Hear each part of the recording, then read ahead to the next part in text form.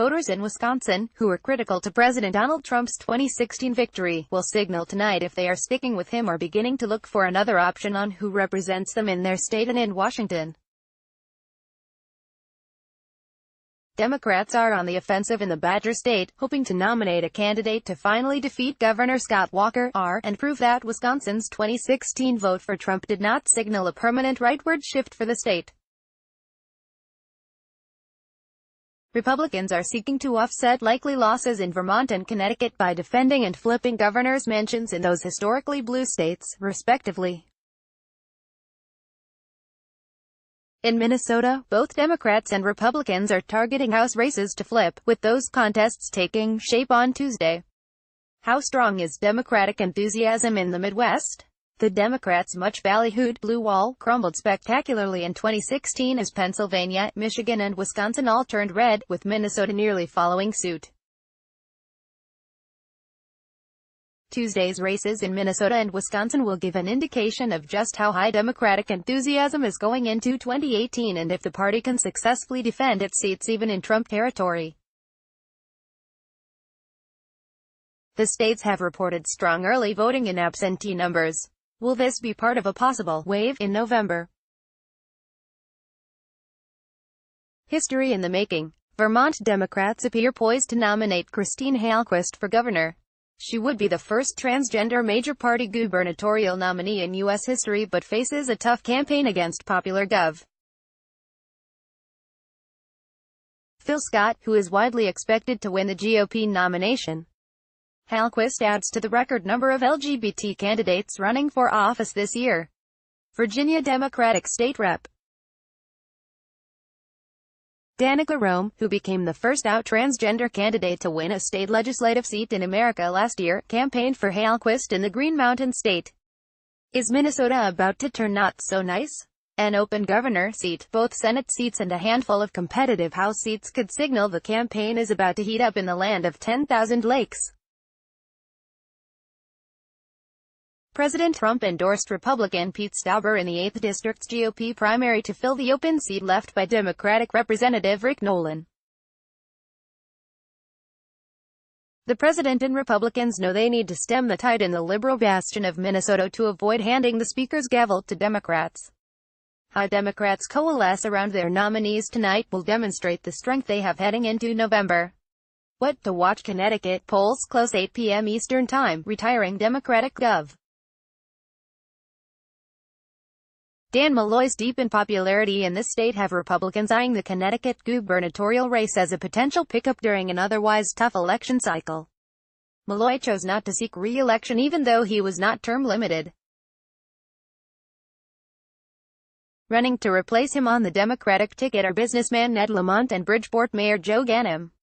Lamont, who has been endorsed by the state Democratic Party, rose to political fame in 2006 after besting then-Senator Joe Lieberman in the Democratic primary, and then losing to Lieberman in that year's general after the senator ran as an independent. Ganim too has made a name for himself.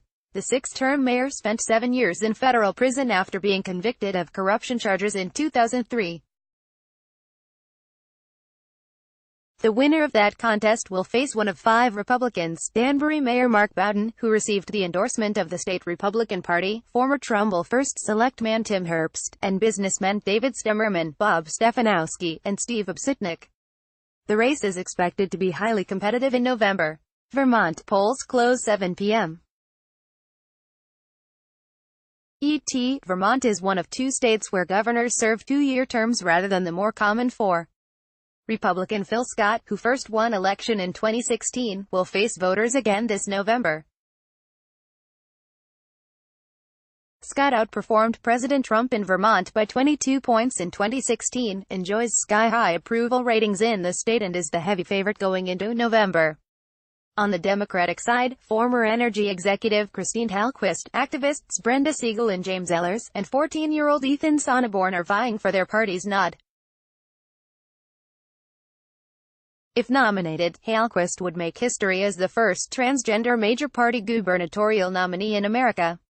On the Senate side, incumbent Bernie Sanders, an independent who caucuses with the Democratic Party, will likely win and then decline that party's nomination. Sanders will then run, and most likely win, as an independent in the general election.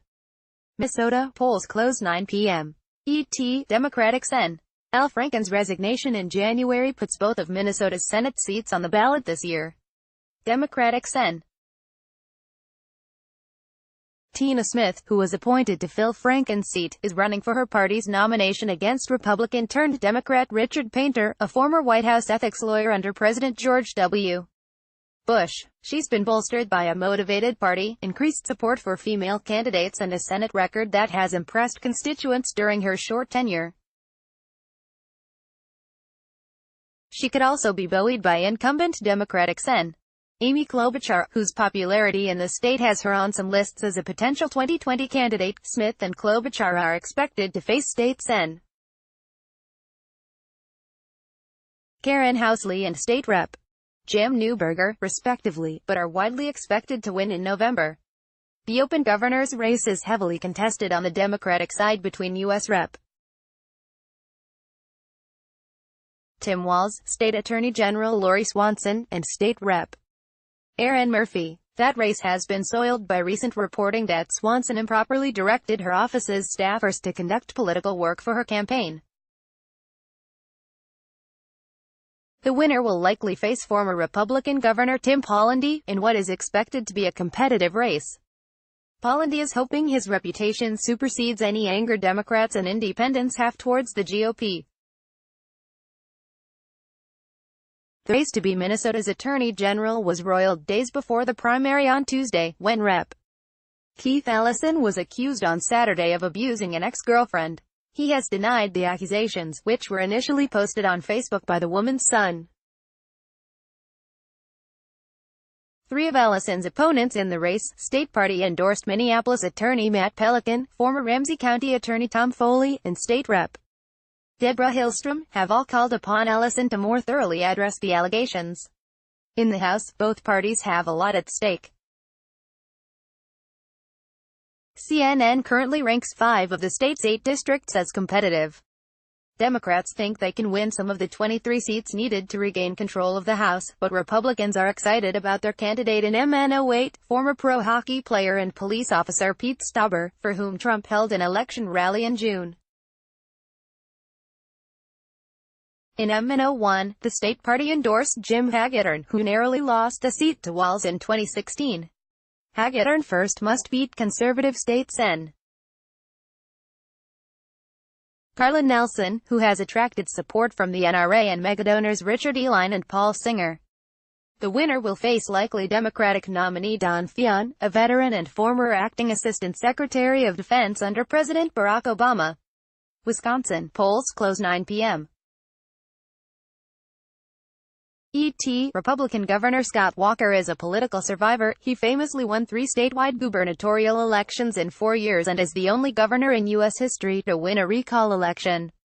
He acknowledges 2018 will be his toughest test yet, but it's still unclear which Democrat he'll face. Democrats are split on who they think could beat Walker.